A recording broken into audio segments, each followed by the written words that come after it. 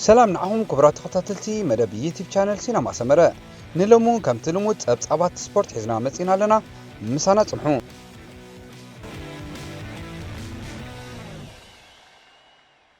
يوهان كروف أرينا صباح ربع مانجو أكس أمستردام توتنهام زكايد ناي كلا إجري ناي تشامبيونز ليج أوروبا صوتا كإنجليوم كاب عد إنجليز ناي حدا ببار عود حزا استمسد أكس نويلمتو 4 ببارو بمرتع تشامبيون وانش نيزرلاند تكون بمخالا توسع درعي كوخانا يقمت نزمت عامتنا تشامبيونز ليج بوتا زو حاسة توتنهام بوغنا نمن سيات تصاوت أكس بديها أمنا يفتسامي تصاوتا كترأكي بدهو يتصبيالهم سبيرس توتنهام أتكعي هاريكين ناب تصاوتا زيركب كخون كلهم أبقت ما تعودي كام حلاف 5 ميتاويت كاب شوتوتات زمزقبه سون هين مينجن مقطعت وديكو سلفيهم يان فيرتروغن نتصاوتا أتراتر يزولهم بوغن أكس زيتكس بكرات كم زي بالله يزقلت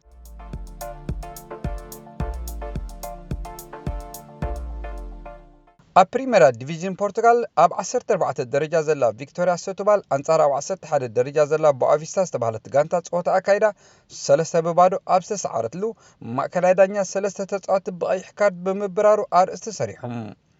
أبز سوتوبال قدم عرفت عبليلات لوز نبرت صوتا دحر عرفت الدانيا بقدي كاراته فورجو كون مقاطمتو زهاجم سميدو استبهلت تصوتا أب 67 دقيق بقيح أبارروم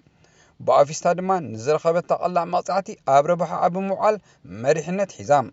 ماكلاي دانيا بزي عرفن أب 71 نزوكينا أب 73 دما نكادي زبال تصوتي بمبرار نمينا بأي حبري معالت فقرات أمسولهم بافيستا نزوتا بقليل بمقصصار كلتا شوتتات بموسح سلسة ببارو تعويتا كزازم كلتا تصوتا استرفو بريميرا ديفيجن بنفيكا مسبورتو بزلوانا كلتا نتبفللي تمرحولا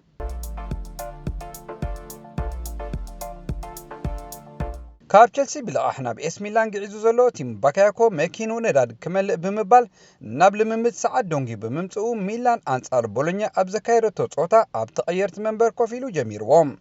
اتي ميلان كلتا بحدث تعوتتلو اقداس صوتا اب 25 دقيقه اكفافالي لوكاس بيليا مسبرت سلا زغاطمو اسلطاني جنرال غاتسو نزي فرنساو اكفافالي نفس خوعي عزيزوم صنيحون نميدا كاتو دلون تولو توكوسوم بكايكو ግን አይተዳልኹን ክብል ይመሊሱም ጸኒሖምን ኣብ ቆይቁ ክጽመዱ ተራዮም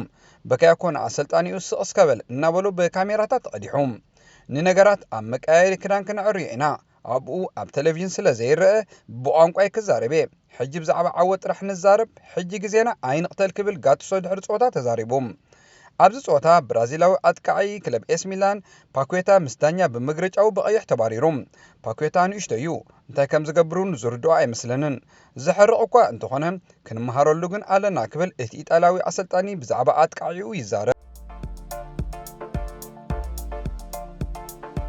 ንእዝኒ ዝኹርኩሕ ንዓይኒ ዘይእመን ውፅኢት ከነ መዝግቢና ኣሌክሳንደር ኣርኖልድ ቅድሚ ጾታ ዝበሎ ነይሩ ታሪኽ ኢስታንቡል ብፊስካቲ ንጾታ ዝኣለየ ቱርካዊ ዳኛ ክደግም ዝተጸበየ ነበረን ሊቨርፑል ንባርሴሎና ዓዲማ ኣብ ዘካየደቶ ናይ ካልኣይ እግሪ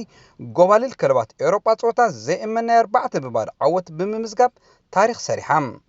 እዚ ልዑል ትጽቢት ዝተገበረሉ ጾታ ሊቨርፑል ዝሓለፈ ዓመት ብሮማ ዘጋጠሞም ዘባህር ኩነታት ከም ዘይርስዕዎን ዝገልጹ ተጻወቲ ባርሴሎና ኣብ መበል 50 ደቂቕ ብመገዲ ዳይቮሪክ ኦሪክ ሾቶም ሳምዝገበት ጸቕጢ ብምፍጣር ንውፅኢ ጾታ ዝተቆጻጸረቶ መሰለት እንተኾነ ቀስ በቀስ ናብ ሪትም ናይ ጾታ ዝኣተው ተጻወቲ ባርሴሎና ሓሓሊፎም ፈተነታት ብምክያድ ሊቨርፑል ተወሳኺ ሾቶታት ካብ ምምዝጋብ ኣብ ምዕንቃዝ ተዓዊቶም እዮም ባርሳ ብቕብብል ብሳዲዮ ማነ ዝምራሕ መስመር መጥቃዕቲ ዘሬድስ ድማ ብፈተነታት ዝበለጹሉ ቀዳማይ እብረ ብመሪሕነት ሊቨርፑል ሓደ ብባዶ ተዛዚሞም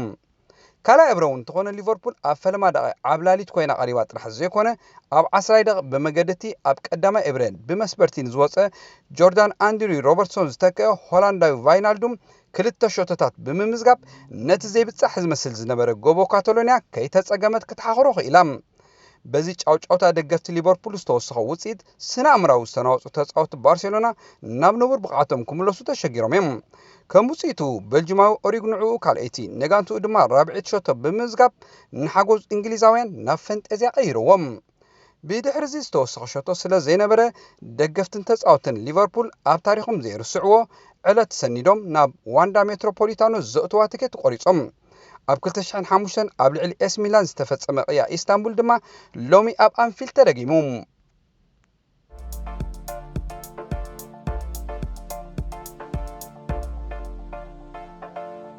ኣብ ዜናታት ምስግጋር ተጻወቲ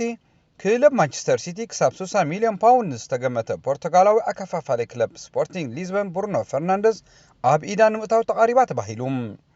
ሓለቓ ጋንታ ኣያክስ ኔዘርላንዳዊ ተኸላኻላይ ማቲያስ ደሊኺት ካብ ማንቸስተር ዩናይትድ ንዝመጾ ጻውዒት ነጺጉ። ፈረንሳዊ ኣከፋፋሊ ፖል ፖግባ ናብ ሪያል ማድሪድ ንኽምርሕ ኩቱር ህንጡይነት ኣሕዲሩ እኳ እንተሎ ዩናይትድ 160 ሚልዮን ፓውንድ ተሚናቶ ብምህላው ግን ጉዕዝኡ ክተዓናቐፍ ከም ዝኽእል ተሓቢሩ። ኣሰልጣኒ ሊቨርፑል ዮርገን ክሎፕ ናብ ሃድን ብራዚላዊ ኣጥቃዓይ ክለብ ኣያክስ ዴቪድ ነረስ ተጸንቢሩ። ኤቨርተንን ቶተንሃምን ንኣርጀንቲናዊ ኣከፋፋሊ ክለብ ሪያል ቤትስ ጂዮቫኒ ሉቸንሶ ተገዳስነት ሓዲረናሉ። ኣሰልጣኒ ዘይነዲን ዚዳን ንዌልሳዊ ናይ ክንፊ ኣጥቃዓይ ጋሬት ቤይል ኣብ ክለብ ሪያል ማድሪድ ቦታ ከም ዘይብሉ ገጽ ንገጽ ከም ዝሓበሮ ተገሊጹ። ዓላሚ ናፖሊ ካርሎ አንቸሎቲ ብማንቸስተር ዩናይትድ ንዝድለ ዘሎ ሜክሲካዊ ናይ ክንፊ ኣጥቃዓይ ሃርቪንግ ሉዛኖ ዓይኑ ኣዲቑሉ ከም ዘሎ ኣፍኢሙ። ፈረንሳዊ ዓላሚ ክለብ ኣርሴናል ነበር ኣርሰን ቬንገር ካብ ክለብ ፉልሃም ንዘቐረበሉ ዕድመ ስራሕ ምስልጣን ንኻልኣይ ግዜ ውድቕ ገይሩ። ኣላዊ ቼልሲ ዝነበረ ኢጣልያዊ አንቶኒዮ ኮንተ ዝመጽእ ዓመት ሓንቲ ካብ ክለባት ኢጣልያ ንኸሰልጥን ናይ 60 ሚእታዊ ተኽእሎ ከም ዘለዎ ገሊጹ። ክቡራት ተኸታተልቲ መደባት ዩቲዩብ ቻነል ሲነማ ሰመረ ናይ ሎም መዓልቲ ጸብጸባት ስፖርት ኣብ ዝወዲእና ኣለና። ጽባሕ ብኻልእ መደብ ይረኽበና። ሰሰናዩ